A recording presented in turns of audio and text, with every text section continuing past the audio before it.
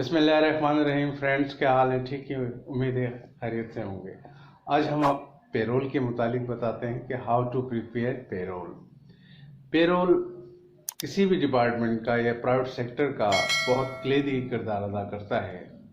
Payroll से पहले employees की जो अटेंडेंस है उसको काउंट करते हैं, उसको किस तरह हम मार्किंग करते हैं। तो थोड़ा सा जो प्रोसीजर है वो हम आपको बताने लगे हैं। जो हमारे मौजूदा कवानीन हैं लेबर के, उसके तहत, उसके अंडर के तहत या उसको फॉलो करते हुए हम आपको बताते हैं कि अटेंडेंस का क्या रूल है, पेरोल किस तरह तैयार किया जाता है। किसी भी कंपनी में, मल्टीनेशनल कंपनी हो या प्राइवेट सेक्टर के डिवीज़न हो, तो उसके अंदर हम आपको बताते हैं। सबसे पहले तो कोई भी कंपनी हो तो उसके लिए एक प्रोसीजर होता है अटेंडेंस का। एम्प्लॉयज़, अगर किसी कंपनी में 10 या 10 से ज़्यादा एम्प्लॉयज़ काम करते हैं तो उनके अटेंडेंस का तरीक़ेकार क्या होता है। छोटे अगर स्ट्रेंथ है, छोटे एम्प्लॉय जहाँ पर कम एम्प्लॉयज़ काम करते हैं तो वहाँ पर ज़्यादातर हाजिरी का होता है, मैनुअली तरीके से होता है। मस्ट्रोल रखते हैं, मस्ट्रोल पे साइन करते हैं, या कोई एक टाइम कीपर भी मुकर्रर किया जाता है।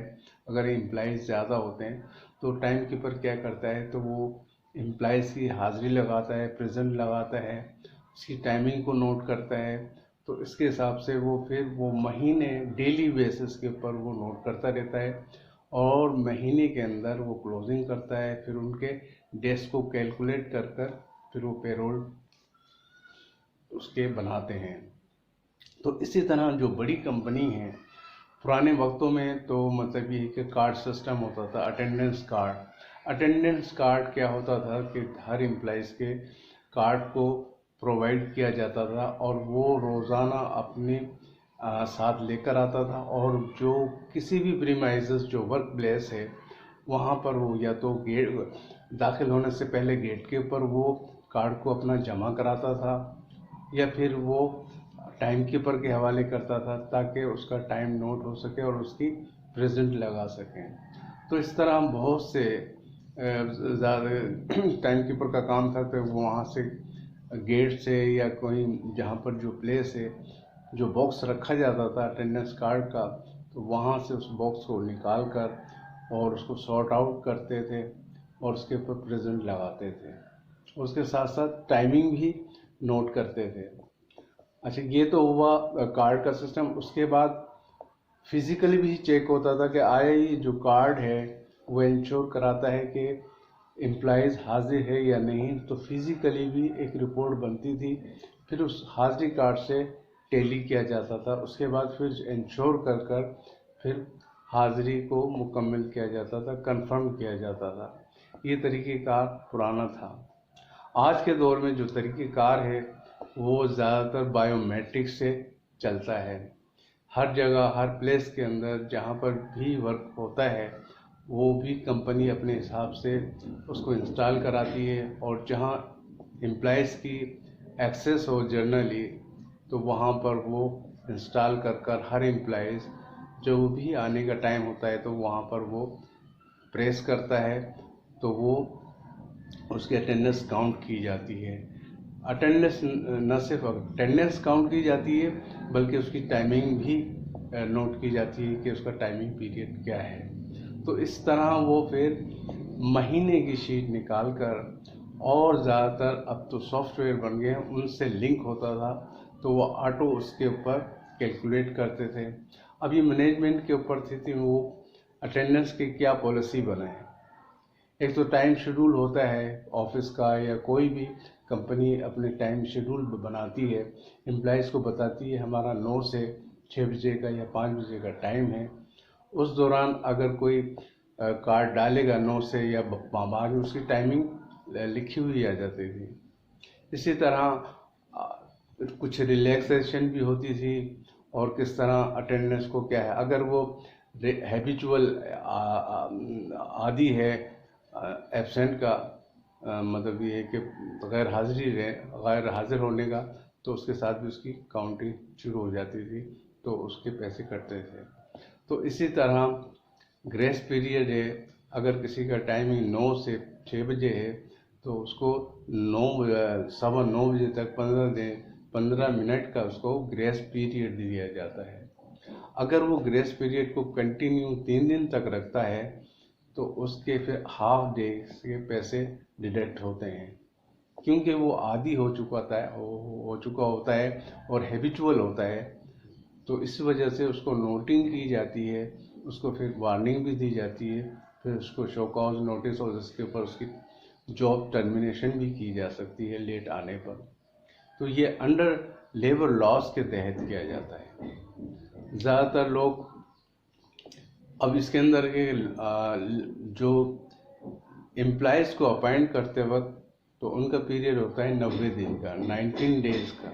19 डेज़ के अंदर वो प्रोबेशनरी पीरियड पर यानी टेम्परेरी बेसिस के पर वो अपॉइंट होता है। अगर उसकी परफॉर्मेंस या उसकी कारकर्दगी अच्छी हो, मैनेजमेंट को पसंद आए तो उसको रख लेते हैं, वरना तो उसको रीअपॉइंटमेंट करते हैं या फिर उसको जवाब दे देते हैं। तो इसी तरह ये सिलसिला चल रहा होता है। परमानेंट होने के बाद 3 महीने के बाद एम्प्लॉइज़ ऑटो परमानेंट हो जाता है और उसको CL या ML और सालाना छुट्टी वो का इंटाइटलमेंट भी हो जाती है। तो इंटाइटलमेंट ऐसे होती है कि साल के अंदर 20 CL होती है, यानी 12 CL होती है और 8 सिक लीव या ML होती है, मेडिकल लीव या उसको सिक लीव भी कहते हैं।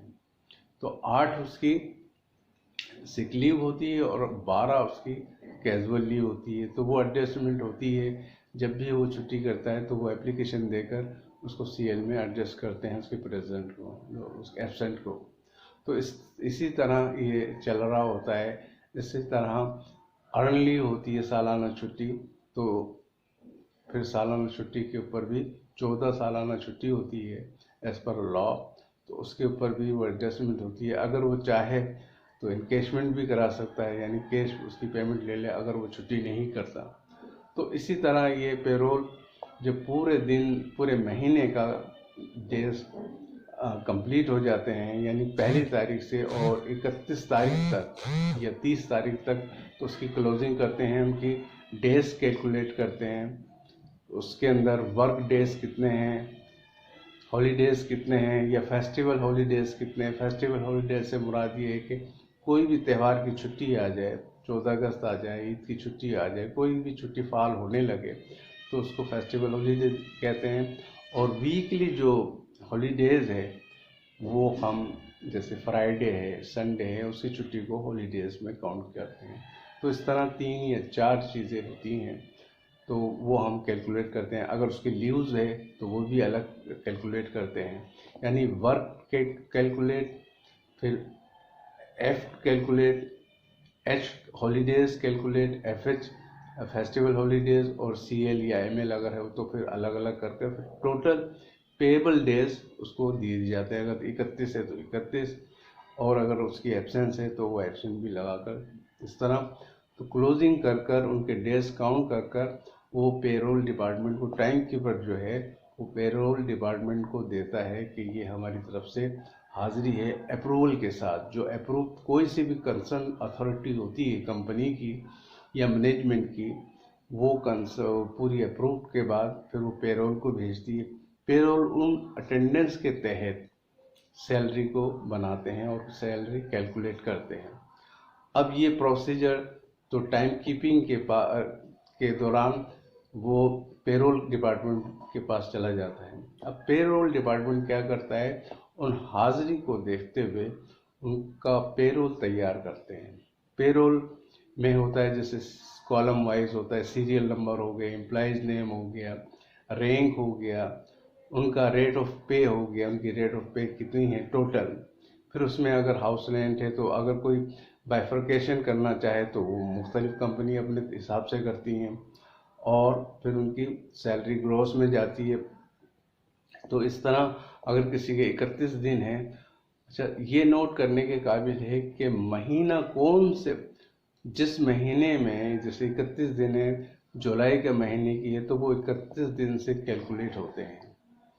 यानी 31 दिन से वो डिवाइड होते हैं, पर डे निकल आता है, और फिर जितने भी डेज उसके पेबल होते हैं उसके हिसाब से वो बनाते हैं। जैसे अगर 30 का महीना है, जून का है, तो 30 के महीने से, तो यूँ समझ लें कि ये जिस महीने का पेरोल हो रहा होता है उस महीने में जितने भी डेज होते हैं, 30 का हो या 31 का हो या 29 या 28 का हो, तो उसके हिसाब से उसका पेरोल तैयार किया जाता है। ये अंडर लेबर लॉज और जो हमारे कानून है हमारे पाकिस्तान का, तो उसके हिसाब से ये, यानी फैक्ट्री एक्ट 1934 से ये लागू है, और इसी सिमत में हम चले आ रहे हैं। ये कैलकुलेशन है इसकी। तो यूँ समझ लें कि साल के 7 महीने जो होते हैं वो 31 के होते हैं, और 4 महीने वो 30 के होते हैं, और एक महीना फेब का जो होता है वो महीना 28 का या 29 का होता है। तो हम इसको इस तरह भी कैलकुलेट करते हैं, जैसे अगर हम उंगली पर, पुराने ज़मानों में ये करते थे कि अगर उंगली में पहली यहाँ पर अगर आ जाए, जैसे जनवरी है, जनवरी 31 का है, और अगर इसके गैप के अंदर ये उंगली जाए तो वो 30 का या 29 का है। जैसे जनवरी, फरवरी, मार्च, अप्रैल, मई, जून, जुलाई, अगस्त, सितंबर, अक्टूबर, नवंबर, दिसंबर।